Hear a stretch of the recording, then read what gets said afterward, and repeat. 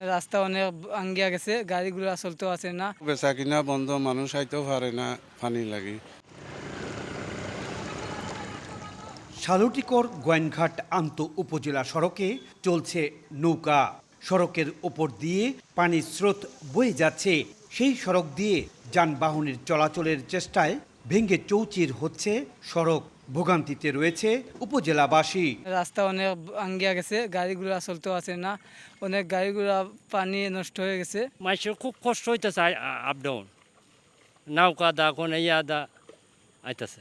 অন্যদিকে সুরমা নদীর পানি বিপদসীমা থেকে এখনো না নামায় সুরমা পাড়ের মানুষ ভোগান্তির মধ্যে পড়েছেন। শাহজালাল উপশহর, মেন্দিবাগ, কাজিরবাজার, ঘাসিটোলা, সোভানীঘাট, কলাপাড়া, তেরোরতন সহ বেশ কিছু এলাকার মানুষ পানিবন্দী অবস্থায় রয়েছেন। ব্যবসা প্রতিষ্ঠানে পানি ঢুকে পড়ায় বন্ধ রাখতে হয়েছে ব্যবসা। সিমেন্ট আছে দোকানের ভিতরে, সিমেন্ট বীজের বালু টালু যা আছে বালু হাতর ব্যবসা সব শুতে পারিয়া পানির ঢেউয়ে বাড়িয়া লইয়া যাইতেছে। নগদে 500 টাকা বা তার বেশি পেমেন্টে পেতে পারেন ঢাকায় জমিসহ 20 কোটি টাকার পুরস্কার। বেচা কিনা বন্ধ, মানুষ আইতেও পারে না পানি লাগি, দোকান বন্ধ।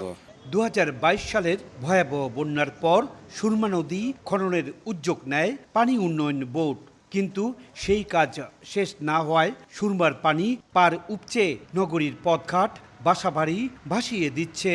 এমন পরিস্থিতিতে আসার কথা শোনালেন সাবেক পররাষ্ট্রমন্ত্রী। মন্ত্রী সাহেবের সাথে একাধিক সময় আমার আলাপ হয়েছে।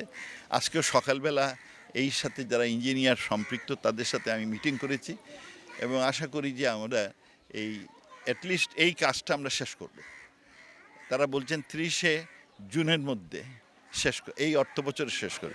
সিলেটের 7টি উপজেলা ও সিলেট নগরীর অন্তত 5 লাখ মানুষ ক্ষতির মধ্যে পড়েছেন।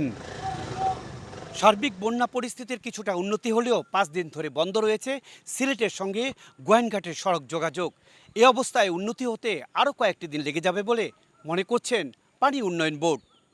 সিলেটের গোয়াইনঘাট থেকে ইকরামুল কবির, সময় সংবাদ।